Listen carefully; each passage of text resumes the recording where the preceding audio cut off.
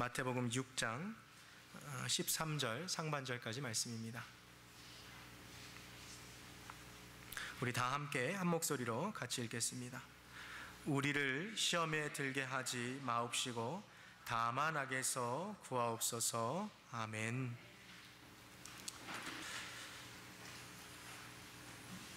하나님 아버지, 오늘도 주님의 말씀 앞에 나왔습니다.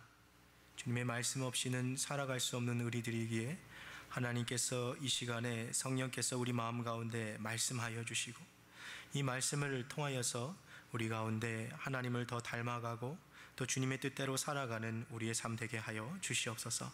감사드리며 주 예수 그리스도의 이름으로 기도합니다. 아멘. 반갑습니다. 잘 오셨습니다. 우리 전우자와 계신 성도님들께 반갑습니다. 잘 오셨습니다. 한번 같이 인사하시겠습니다. 반갑습니다. 잘 오셨습니다. 고개만 끄덕이지 마시고 좀 입술 열어서 정말 반가운 마음을 담아서 인사했으면 좋겠습니다. 우리 한 번 더 인사합시다. 반갑습니다. 잘 오셨습니다. 네, 잘 오셨습니다. 네, 그래요. 우리 인생에서 가장 아름다운 때가 언제일까요? 누구나 다 인생에 아름다운 때가 있겠습니다만은 아마 이팔 청춘이라 불리는 이 학창 시절이라고 많은 사람들이 이야기하지요. 정말 그때로 돌아갈 수 있으면 참 정겨운 이 교복도 좀 입어보고, 네, 지나간 짝꿍들도 한번 찾아보며 친구들과 함께 어울려서 참 오순도순 놀고 싶은 그 마음들이 우리 누구 안에나 있죠. 그런데 이 학창 시절로 돌아가고 싶어도 참 돌아가기 힘든 그 한 가지 이유를 뽑고자 하자면 학교에서 보는 시험 때문이라고 말할 것입니다. 많은 사람들이 사실 이 시험 보는 것을 되게 싫어하지요. 전교 수석이나 전교 꼴찌나 사실 시험 보는 것 자체를 좋아하는 사람은 없을 것입니다. 아마 제가 오늘 여기 계신 우리 성도님들 한 분 한 분 붙잡고 시험 치르는 것을 좋아하십니까? 라고 물어본다면 예라고 대답하시는 분은 거의 없으실 겁니다. 10중 8구 아니요 라고 대답하실 거예요. 근데 제가 이 질문을 조금 바꾸어서요, 그렇게 시험을 싫어하신다면, 아니 이 세상 모든 사람이 시험 치는 것을 그렇게 싫어한다면, 그렇다면 학교에서 시험을 없애도 될까요? 라고 질문한다면 이 질문에 대해서는 아마 그렇게 쉽게 대답하지는 못할 것입니다.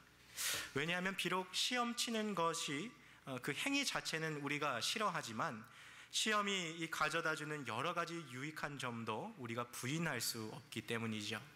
자, 그렇다면 이 시험이 우리에게 가져다주는 유익에는 어떠한 것들이 있을까요? 첫째로 시험은 자신의 이 실력을 정확하게 진단하여 주고 또 보여주지요. 평상시에는 내가 교과서를 다 이해하고 있고 선생님께서 내게 하시는 말씀을 잘 이해하고 있다고 생각하는 학생도 이 시험을 준비하고 시험을 치르는 가운데 내가 이것을 잘 알고 있고 이것을 모르는구나 하는 것을 파악하게 되죠. 공부뿐만 아니라요, 음악을 하는 사람들도 어떤 콩쿠르를 준비하면서 내가 이 곡에 대한 이해가 부족하구나, 내가 이 부분에서 연습이 부족하구나 하는 것들을 어떤 시험을 통해서 더 깨닫게 되는 것이죠. 이러한 점은 신앙생활에서도 마찬가지로 적용이 됩니다. 평상시에는 내가 하나님을 잘 믿고 있는 것 같고 내가 하나님을 잘 섬기고 있다라고 생각하지만 막상 그 사람을 이 시험의 자리에 옮겨다 보면 그 사람의 이제 진가가 드러나기 시작하는 것이죠.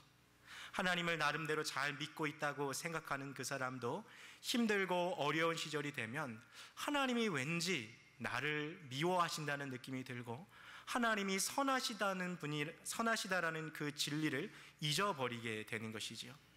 우리는 이 어려운 때에 그 사람의 진가가 나타난다는 사실을 잘 알고 있지요. 지난주에 이 스페인에서 참 끔찍한 이 테러 사건이 벌어졌습니다.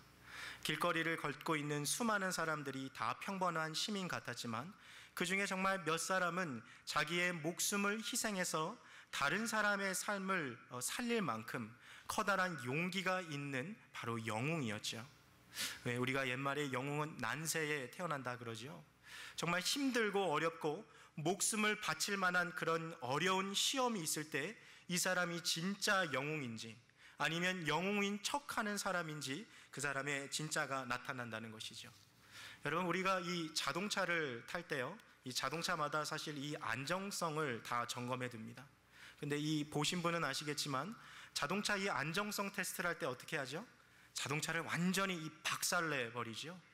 그래서 겉에 오는 이 충격이 과연 이 안에 얼마나 큰 이 영향을 끼치는지를 통해서 그 안정성을 테스트합니다.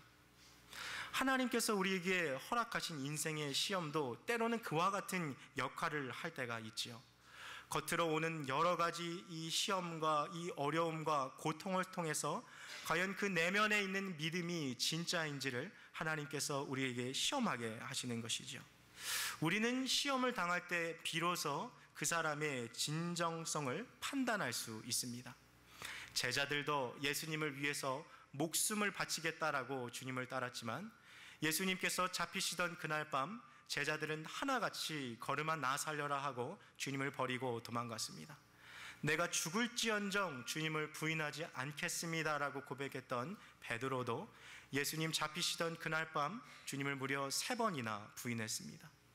자기 스스로 의인이라 생각하고 살았던 사람, 나는 정말 아무런 흠이 없고 나같이 하나님 믿으면 정말 잘 믿는 거지라고 생각했던 욥도 막상 인생의 시험이 찾아오자 하나님 왜 나를 낳으셨습니까? 하나님 차라리 내 태어나는 그날을 저주하시지요. 왜 내가 여태까지 살아있습니까? 라고 하나님을 향한 그 쓴뿌리, 하나님 왜 하필 나예요? 내가 주님 앞에 뭘 잘못했습니까? 하고 그 마음에 있는 그 악한 감정들이 자기도 모르게 솟아오르는 것들을 보게 되는 것이지요. 여러분, 시험은 그 사람의 진가를 나타내죠. 우리가 왜 이 연애를 하고 있는 이 청년들을 보고 이 한국 어른들이 서두르지 말고 사계절을 함께 지내보라라는 이 농담 비슷한 조언들을 하지요.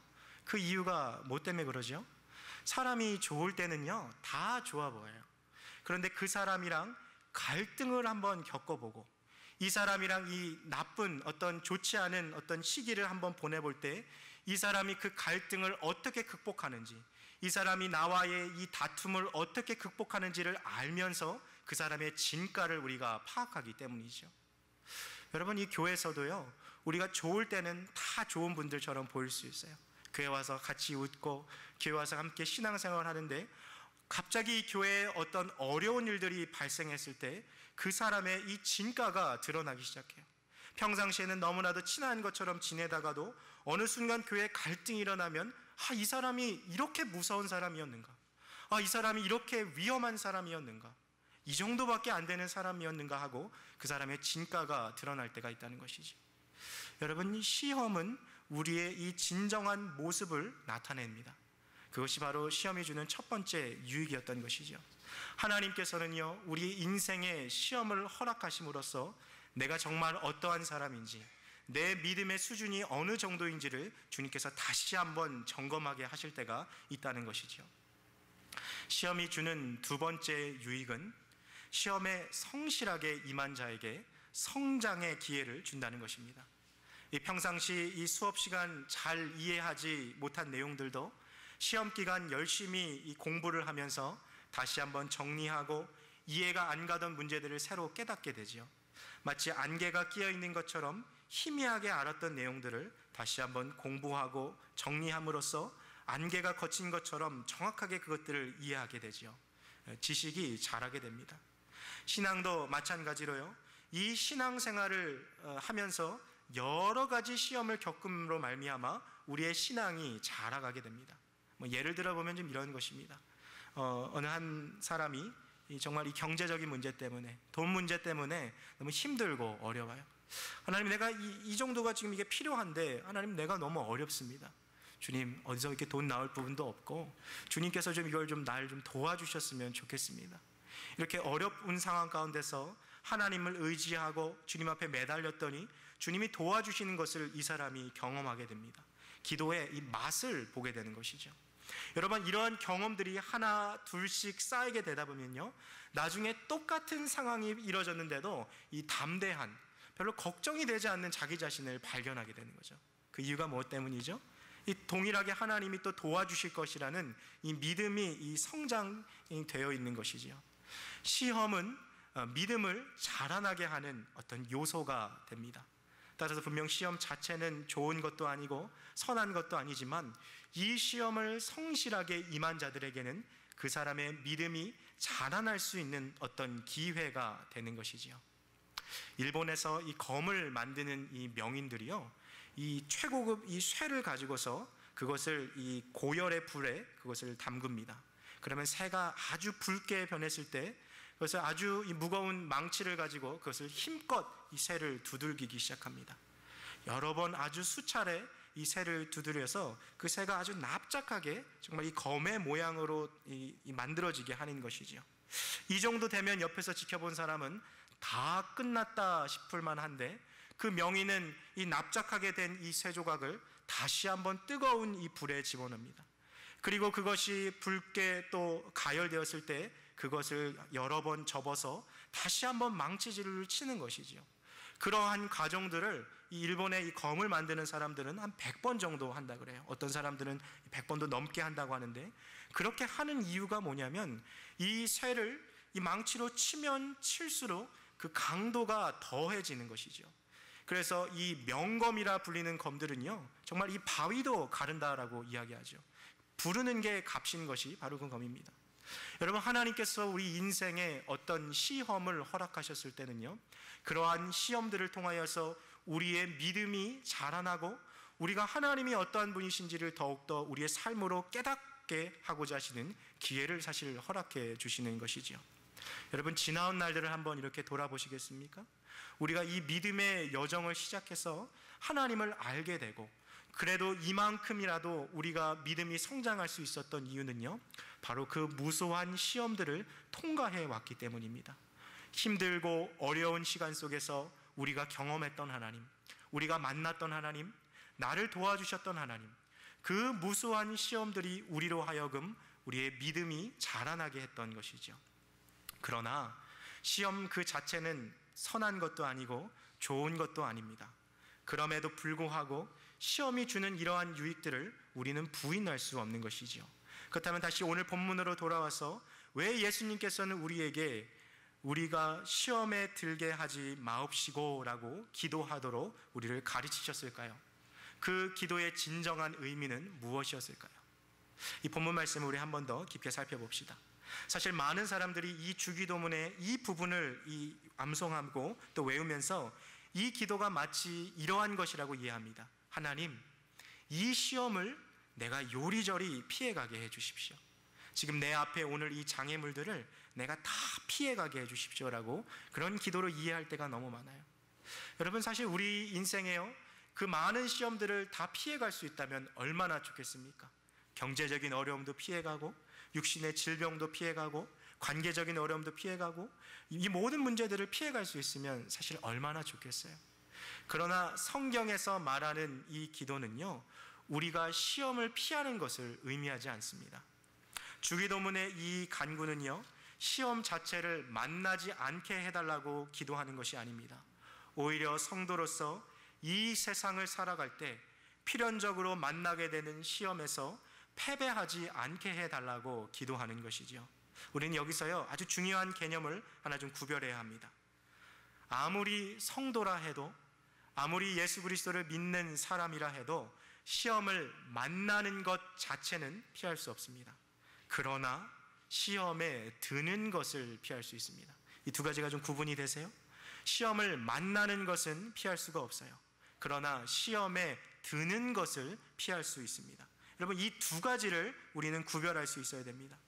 예수님께서는 우리에게 시험을 만나는 것 자체를 피하는 기도를 가르쳐 주신 것이 아니라 피할 수 없는 이 시험을 이길 수 있는 기도를 우리에게 가르쳐 주고 계신 것이죠. 여러분, 예수님의 인생도 그 시험으로 점철되어 있는 삶이었어요. 그분은 공생애를 시작하실 때부터 사단의 유혹과 또 여러 가지 핍박과 환난을 당하셔서 저 십자가에 달려 돌아가실 때까지, 만일 내가 정말 하나님의 아들이라면 십자가에서 내려와라, 이렇게 주님께서는 많은 시험을 당하셨던 분이시지요. 따라서 우리는 이 기도가 시험을 피하는 기도가 아니라 시험에 드는 것, 즉 이미 피할 수 없는 시험을 어떻게 승리할 수 있을 것인가를 하나님께 구하라는 기도라는 것을 우리가 살펴보아야 하는 것이죠. 자, 피할 수 없는 이 시험 가운데서 우리를 보호해 달라는 이 기도, 그렇다면 우리는 시험이 무엇인지 조금 더 구체적으로 살펴볼 필요가 있습니다. 성경에서 말하는 시험의 종류는요, 크게 두 가지로 나눠집니다. 첫 번째는 환난입니다. 여기서 말하는 이 환난이라는 것은요, 믿음조차 흔들릴 정도로 너무 힘들고 너무나도 혹독한 어떤 상황을 말하는 것이죠. 여러분, 예수님 믿는 사람들에게도 이 환난이 찾아옵니다. 제자들이 타고 가는 배에도 폭풍이 찾아왔고요, 하나님의 말씀을 따라서 약속의 땅으로 떠난 아브라함에게도 흉년은 찾아왔던 것이죠. 여러분, 예수님을 따라가는 자들, 하나님을 믿고 섬기는 자들에게도 인생의 환난이 찾아옵니다. 믿는 가정에도요, 경제적인 어려움들이 있을 수 있어요. 또 어떤 가정에는 구성원 중 누군가가 아주 큰 병에 걸려서 온 가족이 힘들어합니다.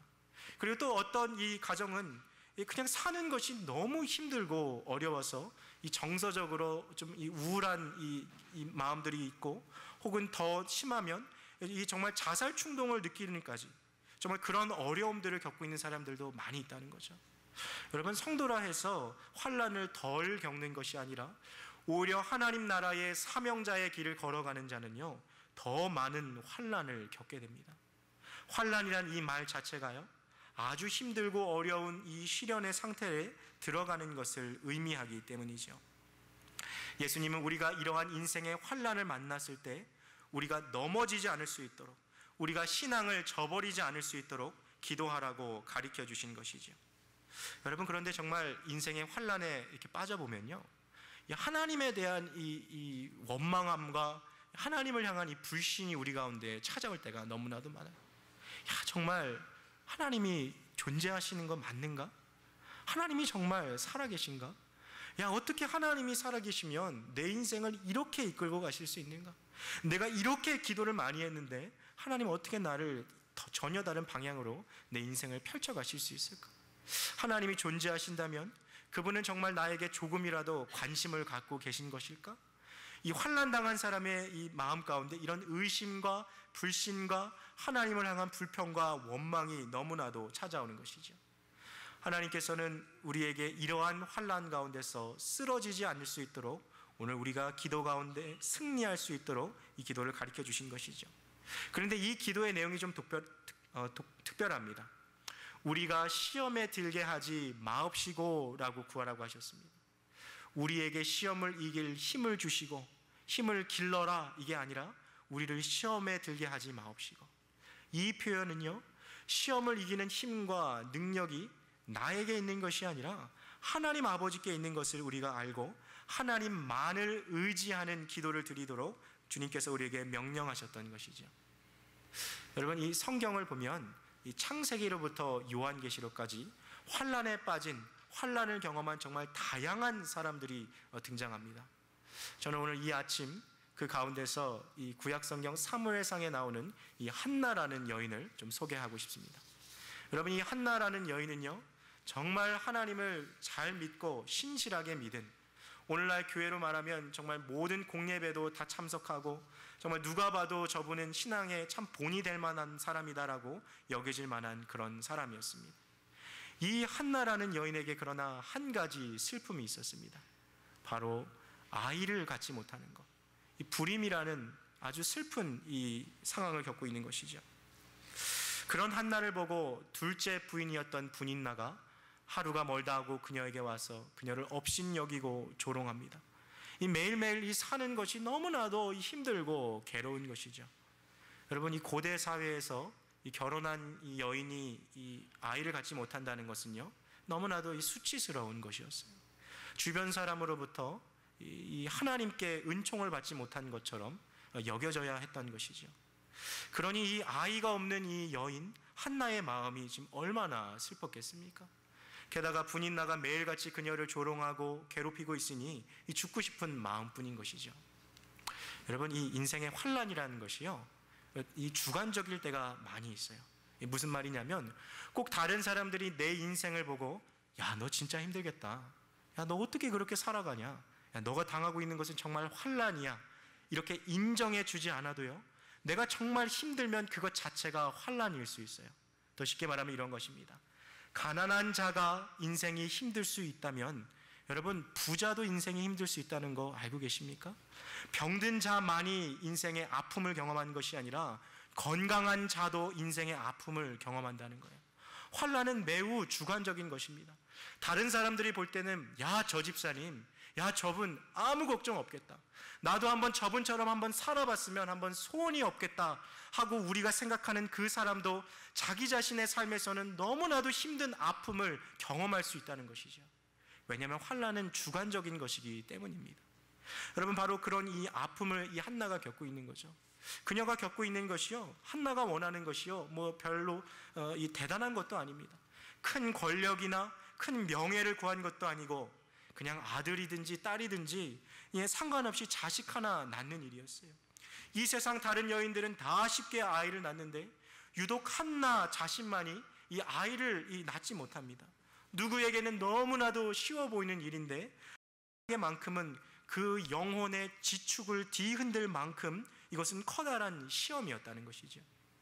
여러분, 이 환난에 빠진 이 사람은요, 마치 길을 가다가 이 작은 돌부리에 걸려서 넘어진 것처럼 마음이 너무 억울할 때가 많아요. 하나님, 왜 하필 나예요? 하나님, 왜 하필 저입니까? 아니, 하나님, 내가 정말 주님 앞에서 엄청난 죄를 지었거나 내가 생각해도 너무나도 큰 잘못을 저질러서 그 결과로 내가 이것을 당하는 것이라면 하나님, 내가 받아들일 수 있습니다. 그러나 하나님, 내가 정말 어떤 잘못을 지었고 어떠한 죄를 지었기에 주님 나에게 이 큰 환난을 허락하십니까? 여러분, 이러한 마음들이 우리 가운데 찾아올 때가 너무나도 많은 것이죠. 한나의 인생도요, 이러한 환난으로 마음이 괴롭고 고통스러웠습니다. 그녀가 얼마나 마음이 괴로웠는지요, 그녀가 기도하는 모습을 옆에서 보고 있던 엘리 대제사장은 야, 술에 취해서 저렇게 기도하나 보다라고 생각할 정도였어요. 여러분, 사람이 얼마나 괴롭게 기도하고 있으면 그 모습이 마치 술에 취한 것처럼 그렇게 보였을까요? 그러나 과연 그녀가 겪고 있는 그 환난이, 그 시험이 아무런 의미가 없었던 것이었을까요? 오늘 설교 노트 이 적혀있는 이 로마서 5장 3절에서 4절 말씀 좀 한번 같이 읽어봤으면 좋겠습니다. 시험의 두 가지 종류 1번 환난의 로마서 5장 3절에서 4절 말씀을 한번 같이 읽겠습니다. 시작. 우리가 환난 중에도 즐거워하나니 이는 환난은 인내를, 인내는 연단을, 연단은 소망을 이루는 줄 알미로라. 아멘. 여기 환난이란 단어와 소망이란 단어에 한번 동그라미를 쳐보시겠습니까? 여러분, 이 하나님을 의지하는 자들에게는요, 환난이 그냥 환난 자체로 끝나지 않습니다. 하나님으로 말미암아 인생의 환난은 놀라운 소망으로 변화됩니다. 여러분, 한나는 지금 인생의 쓴맛을 경험하고 있습니다. 그녀의 마음은 원통하고 비통합니다. 그러나 그녀는 시험 가운데서도 지금 하나님을 향해서 계속해서 나아가는 것을 포기하지 않았지요. 하나님께서는 자신을 의지하고 끝까지 주님을 붙잡는 그들의 삶의 인생의 환난을 환난으로 남겨두시지 않고 그의 환난을 뭘로 변화시켜 주세요? 소망으로 변화시켜 주시는 것이죠. 여러분, 이 한나가 얼마나 통곡하며 아파했습니까? 그러나 여전히 속으로는 주님을 부르짖었지요. 그렇게 해서 한나에게서 태어난 아들이 누구지요? 누구죠? 사무엘입니다. 여러분, 사무엘이 어떤 사람입니까? 사무엘 한 사람이요, 블레셋의 모든 군사력보다 강한 사람입니다. 성경에서 기록된 것을 보면 사무엘이 살아있는 동안에는 이스라엘 적군들이 이스라엘을 침략하지도 못했고 그들을 다스리지도 못했습니다. 그런 사무엘을 가리켜 엘리 대제사장은 여호와께 간구하여 얻은 아들이다, 더 쉽게 말하면 기도 응답으로 하나님이 주신 아들이다 라고 말했습니다. 즉, 한나는 자식이 없음으로 말미암아 분명 인생에서 가장 큰 시험과 아픔을 겪어야 했어요. 그러나 그녀의 인생에 겪은 그 환난은 환난으로 끝나지 않았고 하나님을 끝까지 의지하고 붙든 그녀의 인생의 환난은 변화해서 무엇이 되었습니까? 이스라엘의 소망이 되었던 것이지요.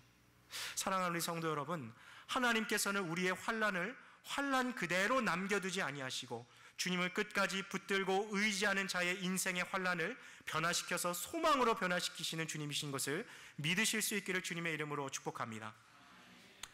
이 여인 한나가 주님 앞에 기도하고 나아갔을 때 그녀의 시험은, 그녀의 눈물은 그냥 눈물로 끝나지 아니하였고 그것은 놀라운 기쁨으로 변화되었고 그녀의 슬픔은 춤추듯 놀라운 환희로 변화하였습니다.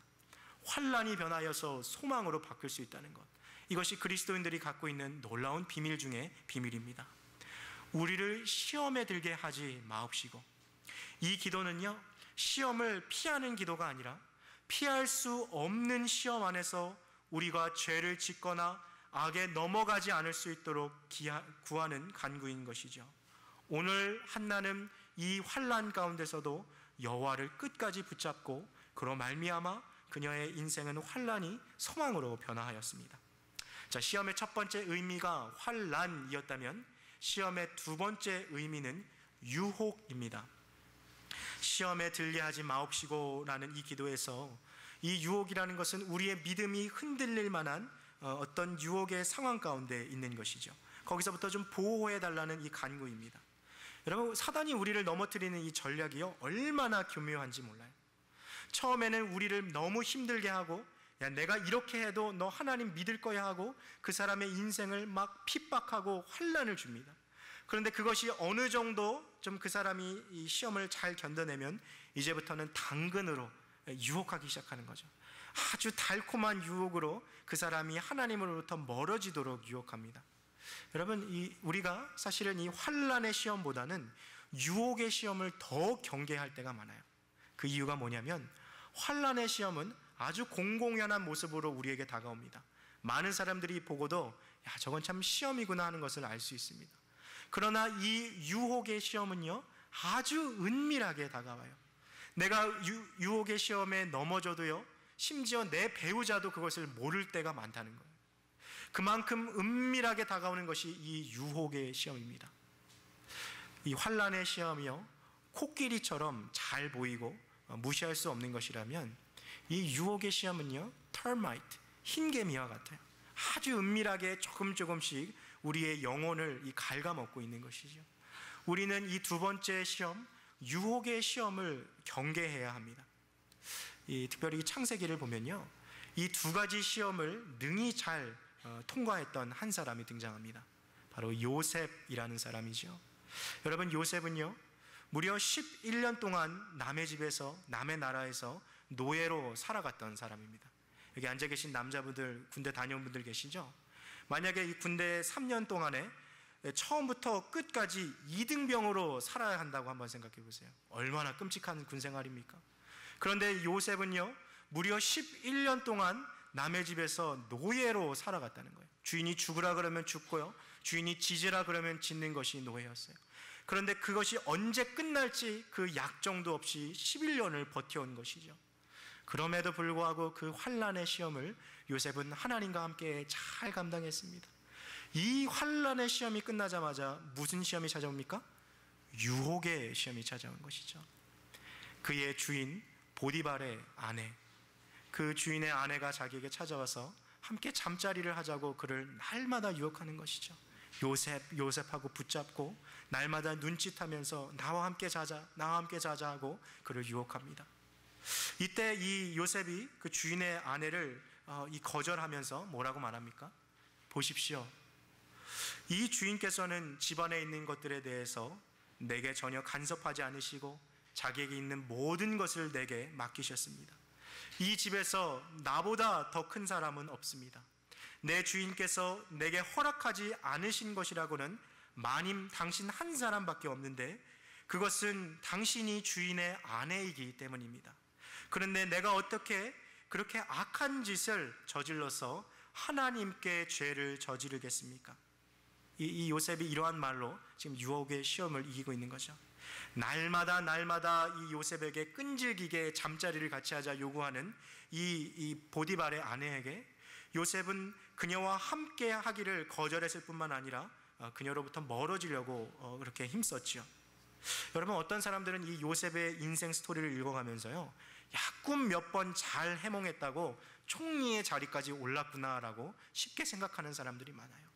그러나 요셉의 인생을 천천히 잘 살펴보면 그는 무려 11년 동안, 아주 긴 시간 동안 환난의 시험을 잘 통과했던 사람입니다. 그 무수한 시험을 통해서 하나님은 요셉을 연단시켰던 것이죠. 환난의 시험을 통과하자 유혹의 시험이 찾아옵니다. 이 유혹의 시험을 통과하자 또다시 감옥에서 2년 동안 이 옥수로서 이 또 환난의 시험을 통과해야 했던 것이죠. 그 모든 시험을 통과했을 때 하나님께서 비로소 그를 감옥에서 꺼내시고 하나님의 일을 하는 사람으로 세우고 계신 것이죠. 여러분, 우리가 살아가는 것은요, 시험의 연속입니다. 우리가 그리스도를 따라가는 성도로서 이 세상을 살아간다는 것은요, 환난을 피하고 살아가는 것이 아니라 정말 무수한 시험을 우리가 통과해야 한다는 거예요. 그 시험을 통과하는 것 가운데서 우리가 시험을 승리하는 비결이 있습니다. 우리 설교 노트 뒷장으로 한번 넘겨보시겠습니까? 그것은 바로 우리가 기도함으로써 이 시험을 능히 이길 수 있다는 것이죠. 우리 야고보서 5장 13절 말씀 한번 같이 읽어보겠습니다. 시작. 너희 중에 고난 당하는 자가 있느냐? 저는 기도할 것이요. 여기서 고난이란 단어는요, 환난이랑 동일한 단어입니다. 너희 중에 환난의 시험을 당하는 자 있느냐? 저는 무엇할 것이요? 기도할 것이요. 기도하는 가운데 하나님의 능력이 우리에게 부어주시는 것이죠. 주기도문 가운데 예수님께서 우리를 시험에 들게 하지 마옵시고라고 기도하라 하신 이유는요, 바로 이 환난의 시험을 통과하는 비결이 바로 이 기도에 있기 때문입니다. 한나가 환난 가운데 처해 있으나 기도로 말미암아 소망으로 나아갔던 것처럼 환난에 처한 성도는 기도함으로 말미암아 그 환난을 소망으로 바꿀 수 있는 것이죠. 두 번째, 우리 누가복음 22장 46절 말씀을 함께 같이 읽겠습니다. 이르시되 어찌하여 자느냐? 시험에 들지 않게 일어나 기도하라 하시고 마음은 원이로되 육신이 약하구나. 이 유혹의 시험을 이길 수 있는 비결도 주님께서 깨어서 기도하는 것이라고 말씀해 주셨던 것이죠. 여러분, 이 주기도문의 내용은요, 우리가 일주일에 한 번만 암기하듯 암송하듯 주문처럼 외워야 하는 것이 아니라요, 우리의 매일의 삶에서 우리가 죄와 싸워나가며 승리할 수 있도록 구해야 하는 것입니다. 말씀을 좀 맺겠습니다. 우리를 시험에 들게 하지 마옵시고, 이 기도는요, 시험을 피하기 위한 기도라기보다는 피할 수 없는 시험 안에서 하나님의 보호하심을 구하는 기도입니다. 하나님께서는 시험을 통해 우리의 죄와 결점들을 보게 하시고 우리의 믿음을 강화시키십니다. 시험을 통해 자신의 상태를 바로 깨닫고 하나님 앞에서 새롭게 각성케 되거나 보다 더 거룩한 삶을 살아갈 수 있게 되는 것이지요. 따라서 시험을 만날 때마다 우리는 기도함으로써 온전하게 하나님만을 붙들어야 하는 것입니다. 그럴 때 우리는 이 시험을 능히 이길 수 있습니다. 오늘 새롭게 시작하는 이 한 주, 또 우리의 남은 인생 가운데 환난의 시험과 유혹의 시험이 찾아올 때 기도함으로 말미암아 여호와 하나님을 온전히 붙잡으로 말미암아 이 시험들을 능히 승리하실 수 있는 저와 여러분 되시기를 주님의 이름으로 축복합니다.